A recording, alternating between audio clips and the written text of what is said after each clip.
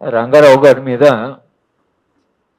NIA వాళ్ళు ఈ ఊపా case పెట్టి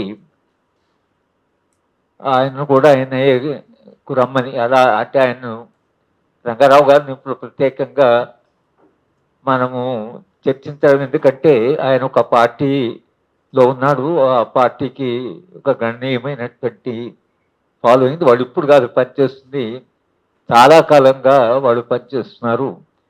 ఎన్ఐఏ కొత్తగా డిస్కవర్ చేసినట్లుగా రంగారావు గారు ఇవాళ అర్బన్ నక్సల్ అని ఆయన మీద కేసు పెట్టడం ఏదో, ఇది నేను అనుకోవడము ఇదేమి చివరిది కాదు, ఇది ప్రారంభం.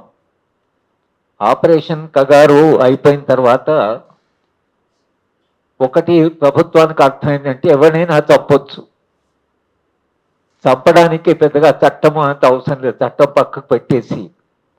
ఒక కాలంలో ఎన్కౌంటర్ జరిగిందంటే హైదరాబాదు కన్నబ్రహన్ గారు హైకోర్టులో వాదించి ప్రతి ఎన్కౌంటర్ని కల్పబుల్ హోమిసైడ్ కింద ట్రీట్ చేయాలని, మర్డర్ కింద ట్రీట్ చేయాలని పోలీస్ అధికారులకు వ్యతిరేకంగా కేసు బుక్ చేసి మొత్తంగా ఇన్వెస్టిగేట్ చేసిన తర్వాత ఒకవేళ నిజంగా ఎన్కౌంటర్లో రెండు వైపుల కాల్పులు జరిపితే అది ఒకవేళ కాకుండా ఒకే సైడ్ చేస్తే వాళ్ళ మీద మర్డర్ కేసు పెట్టి వాళ్ళని శిక్షించాలి అని హైకోర్టు జడ్జిమెంట్ ఉంది. High court judgement police officer supreme court వెళ్ళి దాన్ని కొట్టించేశారు. ఒక కాలంలో న్యాయ వ్యవస్థ ఎన్కౌంటర్ను కూడా అది నిజమైన ఎన్కౌంటరా కాదా అనే దగ్గర నుంచి వాళ్ళ మొత్తంగా చివరి దాకా చంపుతాం అనేటువంటి దాకా వచ్చేసిందంటే పరిస్థితి చాలా విషమించినట్టు. సమాజంలో సరే ఆయుధాలు పట్టుకొని పోరాడే వాళ్ళు ఎలాగూ ఆయుధాలు పట్టుకున్నారు, వాళ్ళు చట్టానికి వ్యతిరేకం కాబట్టి ప్రభుత్వము చట్ట వ్యతిరేకంగా ప్రవర్తించినా పర్వాలేదు అనేటువంటి ఒక అభిప్రాయం ఏర్పడింది. అది చాలా పెద్ద విషాదం ప్రజాస్వామ్యంలో. అట్లా అభిప్రాయం ఏర్పడమే తప్పు. రాజ్యాంగానికి అతీతంగా, చట్టానికి అతీతంగా బలప్రయోగం చేయకూడదు అనేది ప్రధానమైన సూత్రం. మా రాజనీతి శాస్త్రంలో ప్రాసంలో చెప్పేది రాజ్యము, రాజ్యాధికారము, రాజ్యాంగము, చట్టబద్ధ పాలన. రాజ్యాంగం అధికారం ఇస్తుంది పోలీసు వాళ్ళకి, దాని మీద ఆంక్షలు పెడుతుంది, అది ఎట్లా ఉపయోగించాలో చెప్తుంది. కానీ దాన్ని దాటి వాళ్ళు చేశారు. సమాజంలో దానికి ఒక రకమైన అంగీకారం లాంటిది, అది ఓపెన్గా ఉన్నా లేకున్నా సమాజం సైలెంట్గా ఉన్నందుకు దాంట్లో దాదాపు వాళ్ళు సఫలమయ్యారు. అక్కడ ఆవుతారని నేను అనుకోలేదు. మొదటి నుంచి నేను చెప్తున్నాను, రాజ్యానికి ఒక్కసారి మీరు విచ్చలవిడి అధికారం ఉపయోగించేటువంటి వెసులుబాటు కల్పిస్తే రాజ్యం అక్కడ ఆగదు. అది రాజ్య స్వభావమే కాదు. రాజ్యానికి ఏంటంటే దాని పోలీస్ బలగము, దాని ఆర్మీ, దాని వెపన్స్, దాని వనరులు, రాజ్యానికి ఉండే అహంకారమే వేరు ఉంటుంది. దాన్ని ఎట్లా కంట్రోల్ చేయాలనేది అది సమాజం యొక్క పని. సమాజం చైతన్యవంతంగా ఉంటే జాగ్రత్త ఉంటారు, సమాజం స్తబ్దంగా ఉంటే వాళ్ళు ఇష్టం వచ్చినా ప్రవర్తిస్తారు. ఇవాళ భారత రాజ్య వ్యవస్థ ఇది ఎక్కడి దాకా పోతుంది అనేటువంటి భయం ఏదైతుందో అది స్పష్టంగా మనకు కనిపిస్తుంది. దేశవ్యాప్తంగా విశ్వవిద్యాలయాలతో సహా, బహుశా న్యాయ వ్యవస్థతో సహా ఒక భయానకమైన వాతావరణము ఇవాళ భారతదేశంలో ఉంది. భయం ఉంది, అవకాశవాదం కూడా ఉంది. ఆ అధికారం ఉపయోగించే వాళ్ళలో అవకాశవాదం కూడా ఉంది. కనుక అవకాశం వస్తే ప్రధానమంత్రికి వాళ్ళ దగ్గరికి పోయి ఇంకేమైనా అవకాశం దొరుకుతుందేమో, ప్రమోషన్, ఇట్లా క్యారెక్టర్ ఆఫ్ మిడిల్ క్లాస్ ఎవరైతే ప్రజాస్వామ్యాన్ని కాపాడుకోవాలనో వాళ్ళు చాలా నిర్వీర్యం అయిపోయారు. ఇది వాళ్ళ పరిస్థితి. ఆ పరిస్థితిలో భాగంగా రంగారావు గారి విషయంలో ఆయన అర్బన్ నక్సల్, కోదండరాం మొదటి నుంచి చెప్తున్నాడు, అర్బన్ నక్సల్ అంటే దీన్ని మనం చాలా గట్టిగా చర్చించాలి. ఎవరు అర్బన్ నక్సల్? మేము 3వ తారీఖు రోజు అన్ని ప్రజా సంఘాలు కలిసి అర్బన్ నక్సల్ అంటే ఎవరు అని ఒక చర్చ జరుపుదాం అనుకుంటున్నాం. ఎందుకంటే let us have some clarity. మన చర్చ జరిపే ముందు కంటే మన డీజీపీ గారు, తెలంగాణ డీజీపీ గారు ఒక డెఫినేషన్ ఇచ్చాడు. నాకు బాగా నచ్చింది ఆ డెఫినేషన్. ఆయన ఏమన్నాడంటే తెలంగాణలో అర్బన్ నక్సల్స్ లేరు, urban Naxal free Telangana. Urban Naxal అంటే ఎవరంటే ఆయుధం పట్టుకొని అర్బన్ ఏరియాలో తీసుకున్నవాడు అర్బన్ నక్సల్. అట్లా ఆయుధాలు పట్టుకొని తిరుగుతున్న వాళ్ళు ఎవరు మా ప్రాంతం లేరు కాబట్టి ఇట్స్ అర్బన్ నక్సల్ ఫ్రీ అని చెప్పారు. ఇంతకంటే మించిన డెఫినేషన్ ఉండదు, బీజేపీ గారు ఇచ్చిన డెఫినేషన్. కనుక ఎవరు అర్బన్ నక్సల్ అంటే ఒకవేళ నక్సల్ అంటే సాయుధమైన వాడు, ఆయుధాన్ని పట్టుకొని తిరుగుతున్నవాడు అని ఒకవేళ మీరు అనుకుంటే, ఇవాళ అలాంటి వాళ్ళు మనందరం ఏమో ఆయుధాలు పట్టుకొని తిరగనండి. మన మాటలే ఆయుధం అని వాడంటే మనం ఏం చేయలేం. వాడు అర్థం వచ్చు వీళ్ళ మాటలే, ఎందుకంటే సాయిబాబా మీద పోయి జడ్జిమెంట్ కూడా అదే చెప్పాడు. కానీ ఆయుధం పట్టుకోలేడు, తిరగలేడు, నడవలేడు, చేతులు లేవు. ఆయన ఏం చేస్తున్నా బుర్ర ఉంది కదా అన్నాడు వాడు. జడ్జిమెంట్ రాశాడు, అది షార్ప్ మైండ్ అని. అంటే కానీ షార్ప్ మైండ్ ఉంటే నువ్వు అర్బన్ నక్సల్ మాట్లాడితే అర్బన్ నక్సల్ అయిపోతుంది. ఇది ఒక దుర్మార్గమైనటువంటి డెఫినేషను ఏదైతే వచ్చిందో దాని అయితే అది ఎక్కడ దాకపోయిందంటే, రామచంద్రారెడ్డి గారి చనిపోయిన తర్వాత ఆయన ఉపాధ్యాయుడిగా పనిచేసి ఆయన అండర్ గ్రౌండ్ వెళ్ళాడు. ఉపాధ్యాయుడిగా పనిచేసిన చాలా మంది ఆయనతో కలిసి పనిచేసిన వాళ్ళు ఉన్నారు. ఆయన అప్పటి కంబైన్డ్ ఏపీటీఎఫ్లో సభ్యుడు. ఆయన ఫినరల్కి వెళ్ళారు. చాలామంది మా స్నేహితులు, దాంట్లో సిద్ధారెడ్డి వీళ్ళందరూ వెళ్ళారు, దేవి ప్రసాద్. అక్కడ ఈయన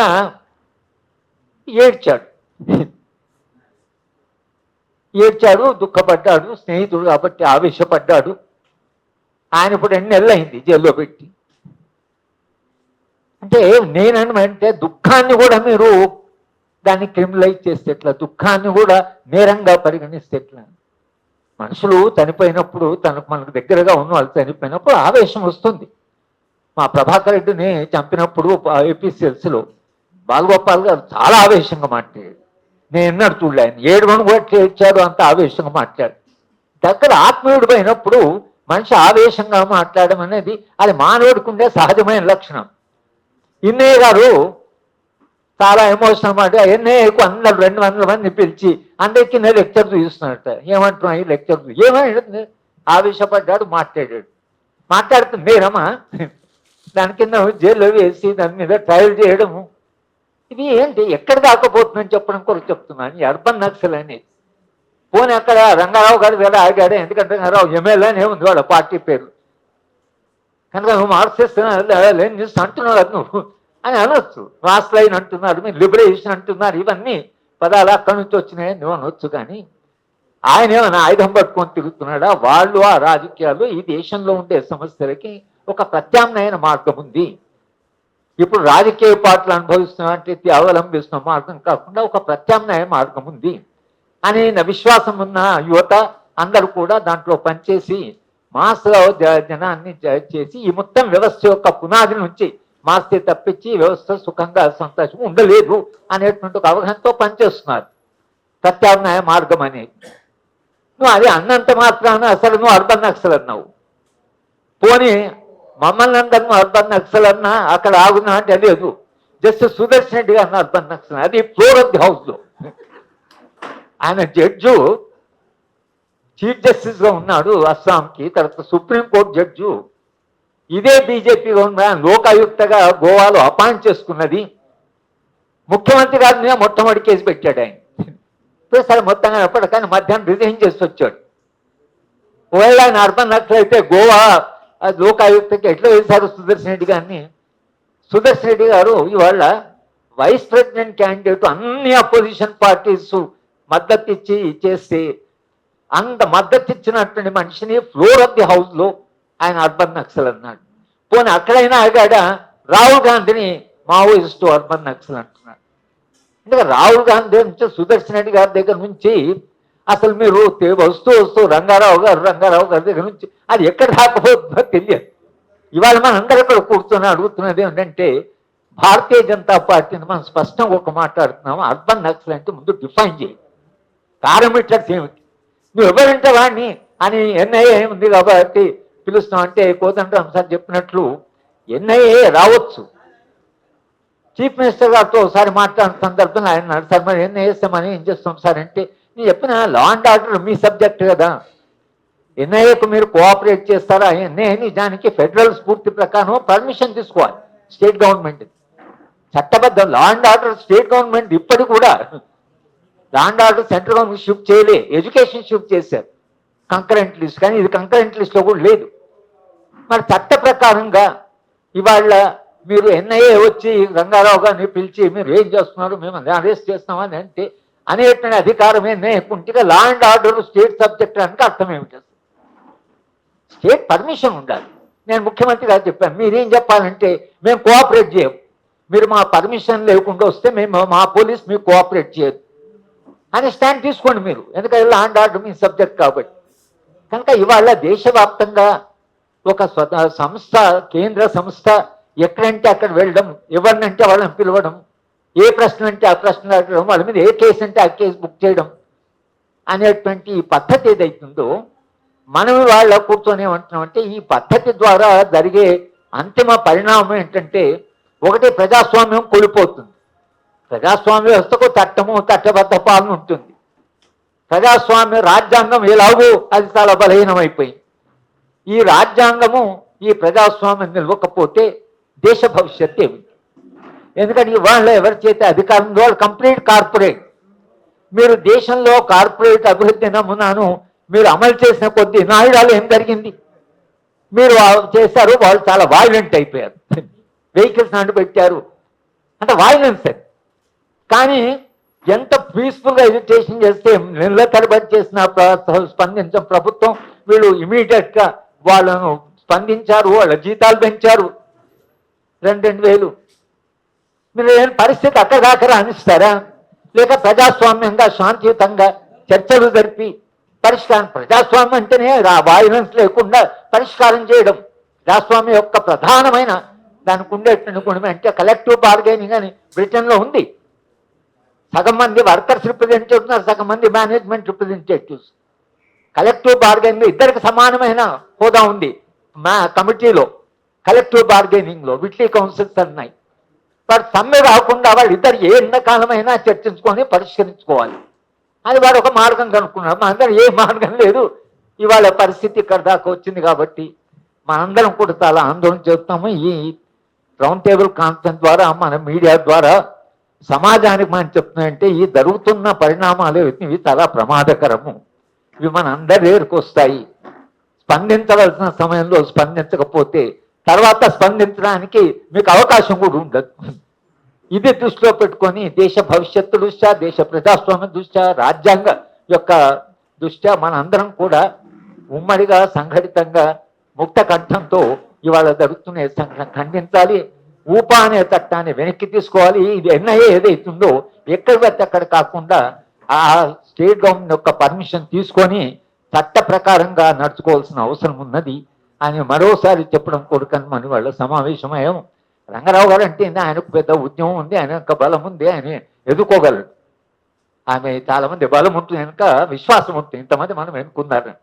కానీ సాధారణమైన మనిషిని పట్టుకుపెడితే ఆయన అంతమంది మనుషులు ఉండరు, ఒక్క ఒంటరి వాడు అయిపోతాడు. ఇది ఇవాళ మనం తప్పకుండా స్పందించవలసిన అంశం. కాబట్టి రంగారావు గారిని ఆయన మీరు హీరోని అయిపోయారు ఇప్పుడు.